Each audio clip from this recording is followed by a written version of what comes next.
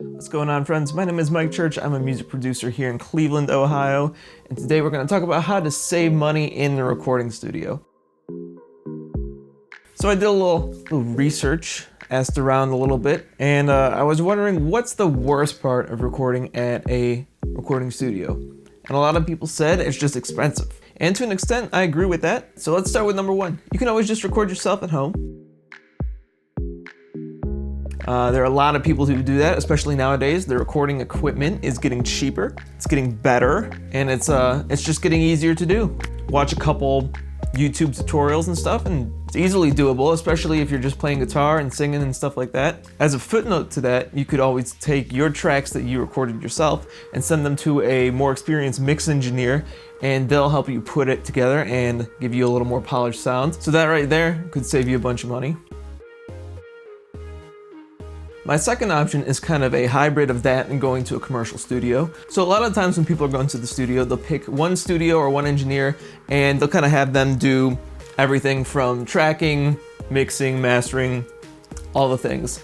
And that's cool, but there's no rule that says you have to do that. What you could do is go in and record drums, guitars, piano, all the primary instruments at a bigger studio that has the space and the equipment to do that. And then after that, you could record the supporting instruments or overdubs or something at your own home studio, and you could send it out to even somebody else to mix the song. It doesn't matter. Like, you can get your tracks from the studio you recorded with and send them to the mix engineer. I mean, there's no rule that says you have to do everything with the same person at the same studio. Another option you have is either remote recording or live recording. So let's say you're recording your band. You don't really have too much to invest in a bunch of studio time at a big fancy studio. What you could do is bring somebody into your gig and record your gig. Really, the only downside to doing the live recording is that you only get one shot to do it.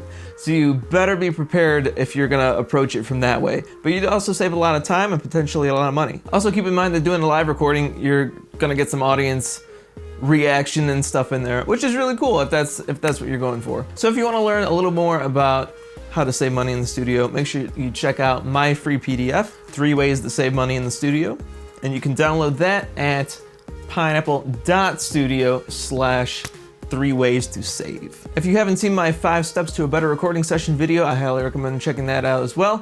There's also a PDF that goes with that. You can find that at pineapple.studio/free-guide. So let me know in the comments how you approach recording your music and what you struggle with, and maybe I can help. Thanks for hanging out with me. Hopefully this will relieve some of the stress in figuring out how to record your music and where to record it. So if you have any questions, let me know in the comments. I will try my best to answer them. Thanks again for watching. See you on the next.